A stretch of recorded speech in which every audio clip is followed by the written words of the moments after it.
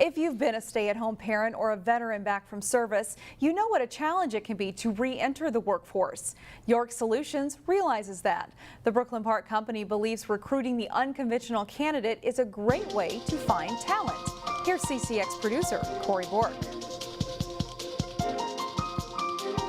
You'd probably sit down with your stakeholders to just give them a heads up. Inside a Brooklyn Park office building, class is in session. We bring them in and they go through a classroom experience. What makes this lesson different isn't what's being taught, it's the students themselves. 6 years, that's a huge gap.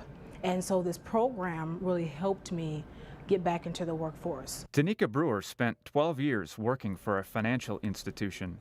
She then spent the next 6 raising a family. If you've been a stay-at-home mom for a long period of time, you kind of feel as though, well, I know I did. I felt like, well, could I go back? Turns out she could.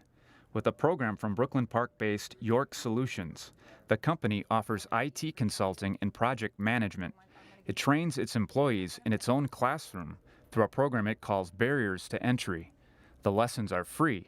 You just need a little persistence to get in. It's really people who have that resilience and perseverance and hunger that they're able to, get in and figure it out. They're not waiting for somebody to tell them what to do. Sylvia Hinton leads the training sessions. The lessons go on for 3 weeks, and they're pretty intense. I want to know what your contingency plan is, and I want to see it. I want to review it. Hinton says the company's Barriers to Entry program opens doors that non-traditional workers couldn't have imagined.